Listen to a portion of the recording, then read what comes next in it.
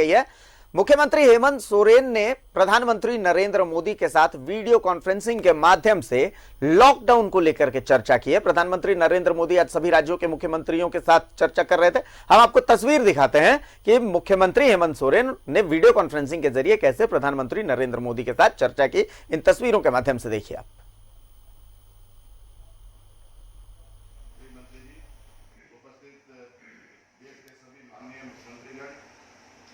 देश के हमारे प्रधानमंत्री जी, गृह मंत्री जी, रक्षा मंत्री जी, वित्त मंत्री जी, स्वास्थ्य मंत्री जी, मैं आपको अपनी ओर से जोहार करता हूँ और समय का अभाव है, संक्षिप्त में बात रखने का प्रयास कर रहा हूँ होती है और उन्हीं की अंतिम भूमिका निर्णय भी सबसे महत्वपूर्ण होती है और आपके निर्णयों के साथ हम लोग हैं, इसमें बिल्कुल कोई हिचक नहीं है हमें। और क्योंकि अभी ये जंग जारी है और मुझे लगता है इसकी समीक्षा के बजाय इसमें इसका पालन कितना अधिक से अधिक हो ये ज़्यादा जरूरी है हमारे लिए। हमने पहले भी कहा था माननीय प्रधानमंत्री जी कि हमारी समस्या शुरू में नहीं रही है, हमारी समस्या जब प्रवासी हमारे राज्य में आएंगे तब से शुरू होगी और लगभग यही दृश्य सामने आप उठ करके आया है। और जो हमारे यहाँ संक्रमण की स्थिति है, जो रिकवरी की जो स्थिति है और जो मृत्यु दर की स्थिति है वो आपके डैशबोर्ड में, मैं उसको दोहराना नहीं चाहता। फिर भी हमारा रिकवरी रेट आज के दिन में देश के अनुपात में 50% है। ये एक अच्छा संकेत है हमारे राज्य के लिए। मैं बहुत ज़्यादा नहीं, कुछ बिंदु पर माननीय प्रधानमंत्री जी का ध्यान केंद्रित करना चाहूँगा क्योंकि ये राज्य मजदूरों का नदी बह रही थी। मुझे लगता है कि आज वो नदी ये वापसी की ओर रुक कर गया है, जो आज एक बहुत बड़ी चिंता की बात पूरे देश के लिए है और राज्यों के लिए भी है। और आज यही वजह है, हम देख रहे हैं कि आज मजदूर रेल की पटरियों में चल पड़े हैं, कट मर रहे हैं। मेरा आग्रह होगा कि आज इस विषम परिस्थिति में जो स्थिति खड़ी है उसमें मजदूरों को जल्द से जल्द उनके गंतव्य स्थान तक पहुंचाया जाए। इसके लिए जो बेहतर उपाय केंद्र सरकार से हो, ये उस पर मुझे लगता है विचार करना चाहिए। आपने अभी ट्रेन के द्वारा हमें मजदूरों को लाने की अनुमति दी, इसके लिए मैं आपको धन्यवाद दूंगा, लेकिन इसमें भी बहुत एक सीमित क्षमता के साथ हम ला पा रहे हैं। जो आज के दिन में लगभग 21-22 ट्रेनें आने के बावजूद भी लगभग 50-55 हज़ार ही लोग यहाँ पर पहुँच पाए हैं, जबकि हमारे राज्य के लगभग 7 लाख मजदूर दूसरे राज्यों में हैं। और आप लगातार खबरों के माध्यम से जिस तरीके से मजदूर डरे हुए हैं वो देश के सामने है। इसलिए मेरा ये आग्रह होगा कि उनको जल्द से जल्द उनके घरों तक पहुंचाया जाए, उनका डर एक जो है वो बाहर निकाला जाए ताकि वापस वो फिर से अपने कामों में लग पाए।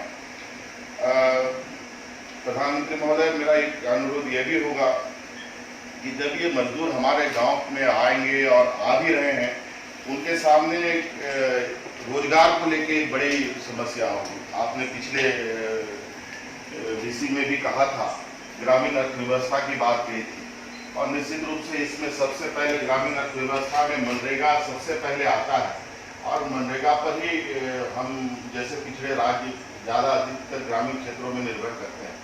और इसमें जो अभी मौजूदा गाइडलाइन है, हम समझते हैं कि उसमें थोड़ी सी हमें छूट मिलनी चाहिए, राहत मिलनी चाहिए। ये मेरा आग्रह होगा। जैसे कि मनरेगा मजदूरी को अगले साल के लिए लगभग 50% से और बढ़ाया जाए और मनरेगा मजदूरी का जो वर्तमान प्रक्रिया है उससे शिथिल किया जाए।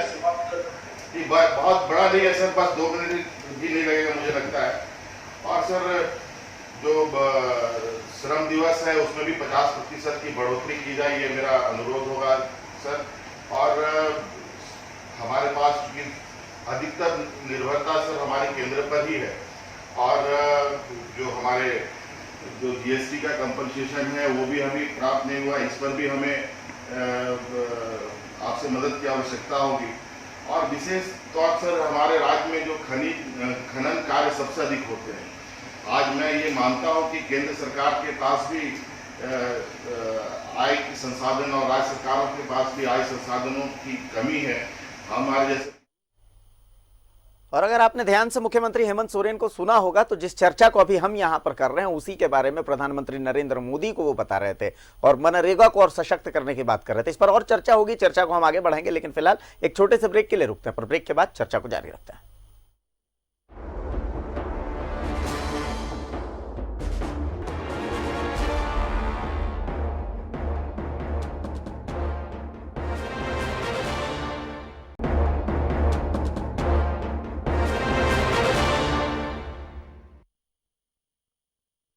तो ब्रेक के बाद एक बार फिर स्वागत है आपका। जैसा कि आपने देखा कि वीडियो कॉन्फ्रेंसिंग में मुख्यमंत्री भी इसी मुद्दे को उठा रहे थे। वो प्रधानमंत्री नरेंद्र मोदी से बात कर रहे थे ग्रामीण बेरोजगारी को लेकर के। हम सीधा रुख करते हैं, मुख्यमंत्री हेमंत सोरेन का कुछ कह रहे हैं वो।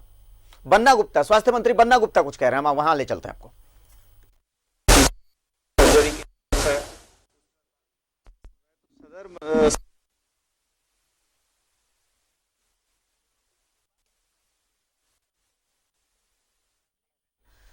वीडियो कॉन्फ्रेंसिंग के बाद स्वास्थ्य मंत्री बन्ना गुप्ता।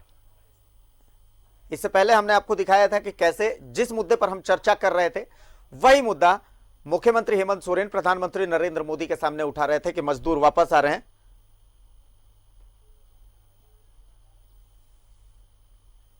और वापस आते मजदूरों के सामने अब रोजगार का संकट है। सरकार अपनी तरफ से कोशिश कर रही है मनरेगा को और सशक्त करने की, मनरेगा में मानदेय बढ़ाने की, ऐसी कुछ मांगे जो हैं वो मुख्यमंत्री हेमंत सोरेन ने रखी हैं। पिता परमेश्वर की कृपा है और हमारे फ्रंट लाइन वर्कर जो हैं, डॉक्टर और जितने लोग हैं सब लगे हुए हैं। आप देखिए 50% से ज्यादा रिकवरी का जो है रेट है जी।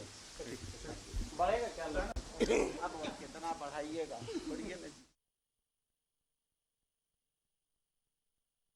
तस्वीरें आप देख रहे थे, स्वास्थ्य मंत्री बन्ना गुप्ता बता रहे थे कि वीडियो कॉन्फ्रेंसिंग में क्या कुछ हुआ। अब मुख्यमंत्री हेमंत सोरेन बाहर आएंगे, वो मीडिया को संबोधित करेंगे, वो बताएंगे कि वीडियो कॉन्फ्रेंसिंग में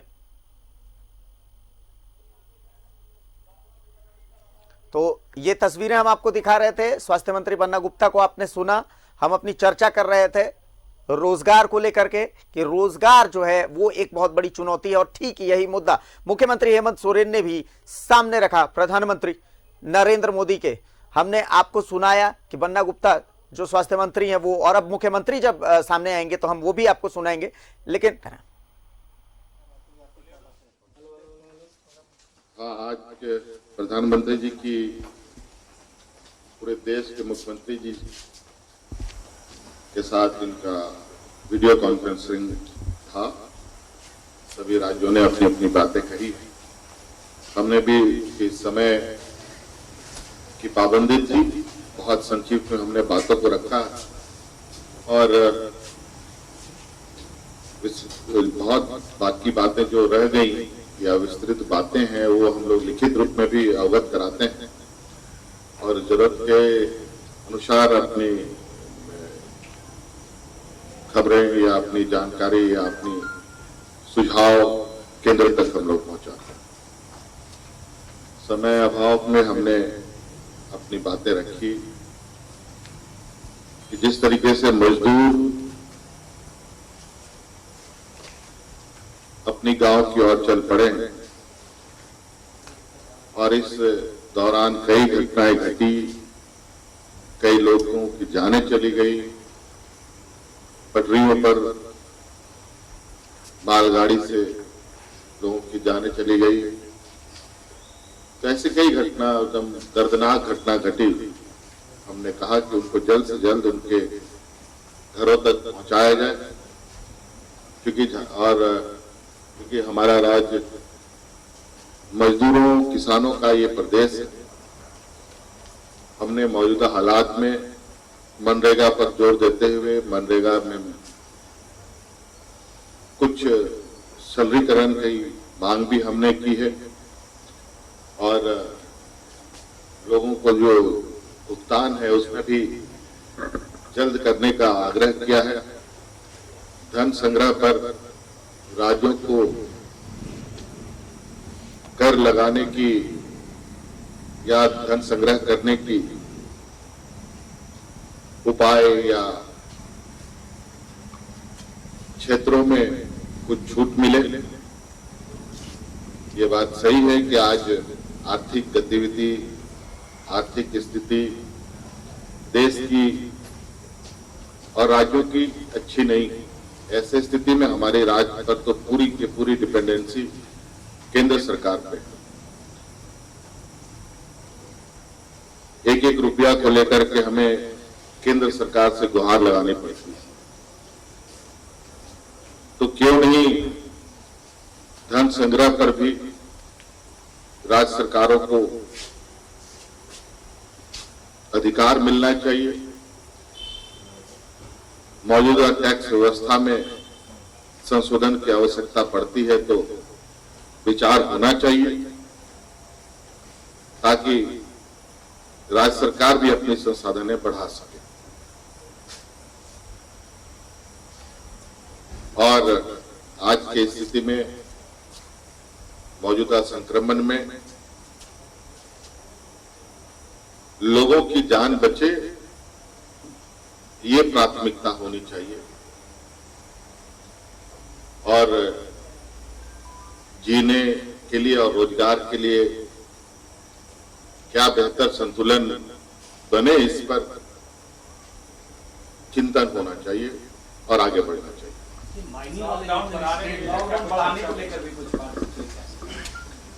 देखिए, हमने तो पहले भी कहा है कि हमारा संक्रमण जब प्रवासी आएंगे तब बढ़ेगा, और आप देख रहे हैं कि प्रवासी भी आ रहे हैं, संक्रमण में भी थोड़ी गति दिख रही है, लेकिन रिकवरी भी हम बहुत तेजी से कर रहे हैं। हमारे राज्य में जो रिकवरी का जो प्रतिशत है लगभग 50% है और देश का लगभग 30% है। अगर यही स्थिति रही तो मुझे लगता है कि इस संक्रमण से हम लोग बहुत जल्द निकलेंगे। और संक्रमण की स्थिति देखकर ही हम लोग राज्य स्तर पर निर्णय लेंगे। वैसे कई राज्यों ने और मुख्यमंत्रियों ने लॉकडाउन बढ़ाने का भी आग्रह किया है, और क्योंकि देश के प्रधानमंत्री तो सेनापति ही देश के, उनका निर्णय आखिरी निर्णय है। सब लोगों ने सुझाव दिया है और